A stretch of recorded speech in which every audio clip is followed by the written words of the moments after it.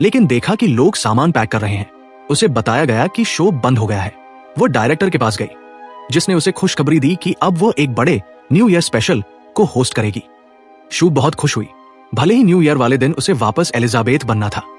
शू ने परवाह नहीं की और कई दिनों तक जवान बॉडी में ही रही। वो एलिजाबेथ की बॉडी से लगातार सीरम निकालती रही, जिसका बुरा असर एलिजाबेथ के बूढ़े शरीर पर पड़ रहा था। जब अंततः शू ने स्विच किया तो देखा कि एलिजाबेथ अब बहुत ज्यादा बूढ़ी और बदसूरत हो चुकी है।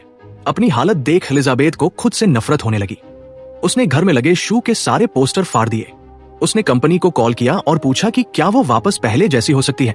कंपनी ने मना कर दिया और कहा, अगर तुम चाहो तो सब यही रोक सकती हो और अपनी इस पुरानी बॉडी के साथ जिंदगी जी सकती हो। पर एलिजाबेथ को यह मंजूर नहीं था।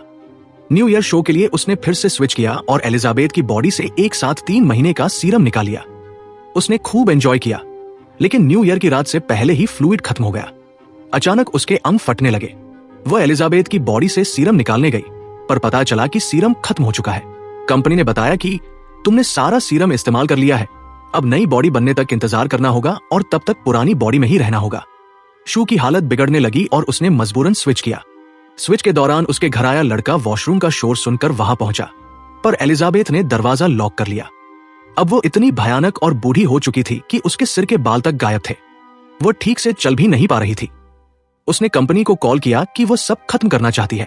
कंपनी ने उसे टर्मिनेशन फ्लूइड, खत्म करने वाला पदार्थ, ले जाने को कहा। एलिजाबेथ ने खुद को कपड़ों में छुपाया और वो फ्लूइड ले आई, लेकिन उसे याद आया कि इसे लगाने के बाद वह हमेशा के लिए ऐसी ही रह जाएगी। गुस्से और लालच में आकर उसने वो टर्मिनेशन इंजेक्शन शू की बॉडी में लगा दिया, लेकिन आधा ही लगाया था कि उसे शो और अवार्ड की याद आ गई। उसने शू को जगाने की कोशिश की, पर जब वह नहीं जागी